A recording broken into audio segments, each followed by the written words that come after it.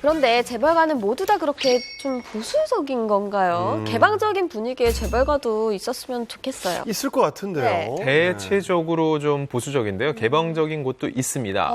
바로 우리나라에서 가장 오래된 그룹. 어딘지 아세요? 어디죠? D? D입니다.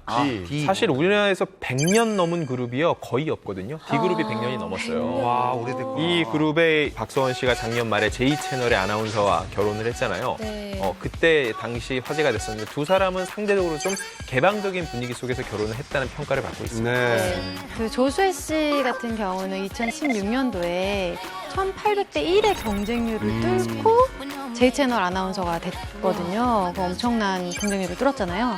근데 이제 입사를 해서 뉴스와 뭐 여러 프로그램들을 진행을 했는데 이제 2년 뒤인 2018년에 한참 인기가 많은데 갑자기 결혼을 발표를 하면서 모든 프로그램에서 하차를 하고 이 J채널을 퇴사를 해서 아주 많은 놀라움을 안겨줬었습니다. 네. 조수혜 씨의 남편은요, 13살 연상인 D그룹의 4세이자 크리에이티브 디렉터인 박서원 씨잖아요. 알고 보면 이분이 명함이 2개가 된다고 합니다. 하나는 D그룹의 전무이고요. 또 다른 하나는 D매거진의 대표이사인데요. 굉장히 능력자이신데 결혼 발표할 당시에 놀라운 사실 하나가 공개돼서 화제가 됐습니다. 일단 박서원 씨가 초혼이 아니라 재혼이었다라는 점, 그리고 전처와의 사이에 딸이 한 명 있었다는 점이 일단 사람들이 좀 그래? 라고 하면서 좀 놀라워했던 부분이고, 그리고 결혼한 지 한 달 만에 조수혜 씨가 임신 5개월이라는 보도가 당시에 나왔었어요. 그래서 조수혜 씨가 SNS에 임신은 맞지만 5개월은 아니다라고 혼전 임신서를 해명을 했는데 그 이후에 어떻게 됐나요? 사실 5개월이 맞았어요. 왜냐면 이게 결혼한 지 6개월 만인 7월 6월에 아들을 출산을 했는데, 그래서 왜 이렇게 거짓말을 했냐라고 좀 악플이 많이 달리더라고요. 사실 축하해줘야 될 소식이었는데도 사실 혼전 임신이라는 게 아무리 좀 세상이 바뀌었어도 솔직하게 말하기 부담스럽잖아요. 아무래도 좀 그런 부분 때문에 그랬던 것 같고, 근데 어차피 들킬 거였기 때문에 처음부터 솔직하게 얘기했으면 좀 축하 글들이 달렸을 텐데 좀 악플들이 너무 많아서 좀 안타깝기도 했었어요. 엄마 만나러 얘가 빨리 나왔네요. 넘어가면 되죠. 출산한 지 지금 석 달 됐다고요. 한창 육아에 힘쓸 시기인데요. 힘들겠네요. 조수혜 씨 근황 아시는 분 있어요? 굉장히 독특한 게요. 네. 출산한 지 석 달 만에 SNS 활동을 시작했습니다. 왜 독특하냐면요. 재벌가잖아요. 재벌가 며느리가 SNS를 통해서 대중과 소통을 한다. 이게 굉장히 이례적인 케이스거든요. 폐쇄적인 가풍이라면요. 이조차도 못하게 했을 텐데 적어도 D그룹은 이런 거에 있어서 개인의 사생을 어느 정도 존중하는구나라는 느낌이 들었어요. 네. 제가 또 생일이었을 때 제가 케이크도 보내고요.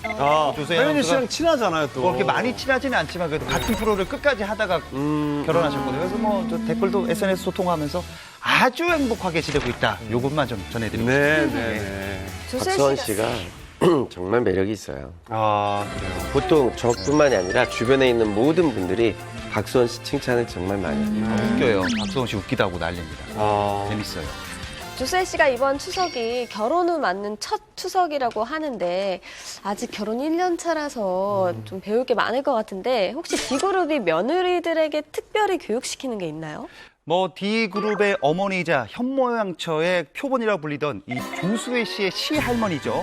고 명계춘 여사님이 며느리들 사이에서 서독제 기계라는 별명으로 불렀다고 합니다.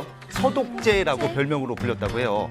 그 이유가 이 명계춘 여사의 손을 거치면 모든 게 정확히 딱 나왔다고 하는 거예요. 그러니까 예를 들어서 뭐 송편을 빚을 때 정말 그 딱 만지는 순간 모양이 일정하게 똑같이 나왔다는 거예요.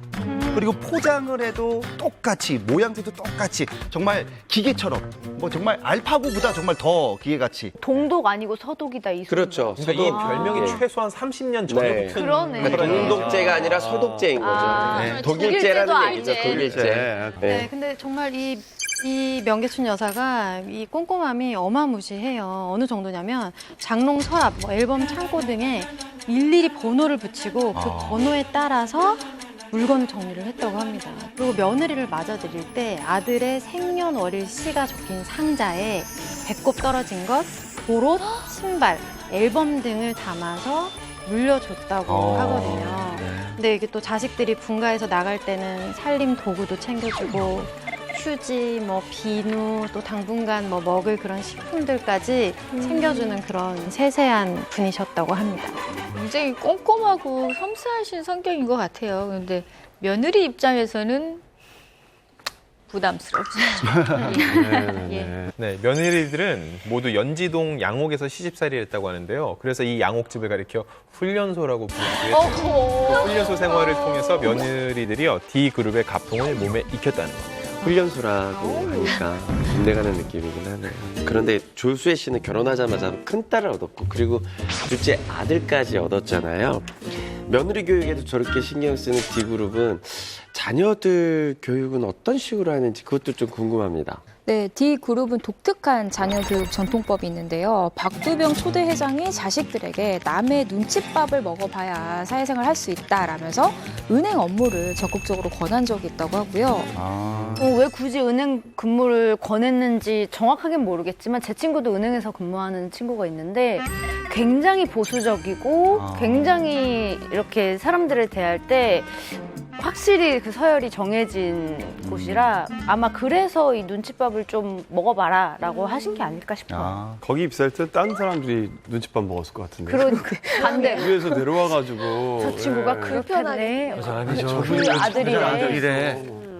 예전에는 이제 드라마다, 드라마. 기업들이 사실 이제 은행 눈치를 많이 볼 때도 있긴 했었죠. 왜냐하면 은행이 대출을 안 해주면 사실 부도나고 그랬었잖아요. 네, 그래서 이제 옛날에. 은행과 좋은 관계를 유지해야 되는 뭐 그런 차원도 아마 있기는 했었을 것 같아요. 이 D그룹 같은 경우에는 뭔가 아이의 자립심을 길러주기 위한 그런 훈련을 뭔가 성인이 돼서까지 계속해서 했었던 것 같은데 조수혜 씨 남편 박서원 씨가 좀 대표적인 그런 교육의 예가 아닐까 싶고요. 물론 박서원 씨 같은 경우는 본인의 기질 또한 그러니까 성향 자체가 약간 이쪽이랑 더 잘 맞는 것 같긴 해요.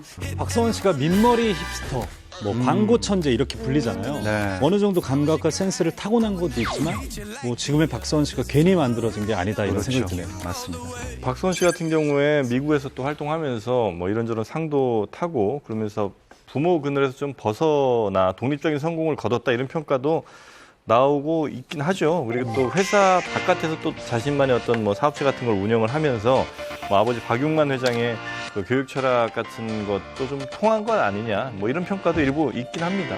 재벌가는 자녀들을 거의 다 유학을 보내는 것 같은데 국내에서도 충분히 공부를 할 수 있지 않을까요? 왜 유학을 꼭 보낼까요? 이제 재벌들이요 한국에서만 일하는 게 아니거든요. 전 세계에 지사가 있고 기부금 입학이 외국에선 훨씬 더 활성화돼 있기 때문에 그들만의 리그가 형성이 돼요. 그때부터 어릴 적부터 친구가 된 아이들이 커서 한국의 재벌, 외국의 유명 기업의 기업가가 되는 거예요. 그들끼리 또 연결이 돼서 그거로 동안 인맥이 만들어지고 사업을 확장할 수 있는 그런 기회를 마련해주는 그런 차원에서 보내기도 한다고 합니다. 해외 재벌에 대한 얘기를 잠깐 들었어요. 근데 그들은 우리가 흔히 아는 뭐 구땡, 샷땡, 막 루땡 이런 거를 잘 안 쓴대요. 이유가 뭐냐면 지겨워서.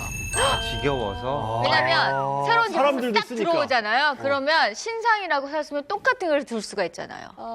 돈 있는 사람들끼리는. 그래서 오히려 그거보다 신진 디자이너들의 제품들을 본대요.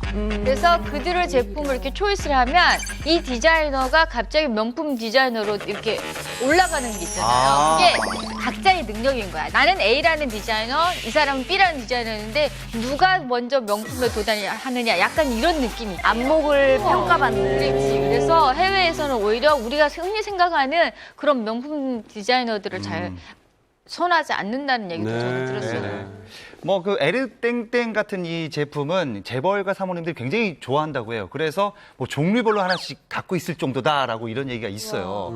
그리고 놀라운 사실이 있습니다. 조사를 해보니까 재벌가 사모님들을 상대로 하는 에르땡땡 짝퉁 업체도 있다고 해요. 아니, 재벌이 뭐가 아쉬워서 그 짝퉁 모조품을 사는 거예요? 저는 재벌은 아니지만 주식 부자분 중에서 짝퉁을 좀 즐겨 사는 분이 있었어요. 네. 굉장히 돈을 많이 갖고 계신 분인데 어딜 가든 사람들이 이제 뭐 그런 자기 비슷한 뭐 재력을 가진 사람들 모임 같은 데 가면 서로 스캔을 막 하나 봐요. 그러니까 항상 뭔가 신상으로 쫙 빼고 나가는데 몇 번 들고 어차피 버릴 거기 때문에 사실 그거를 늘 진품으로 사는 것도 돈이 아깝다는 거예요.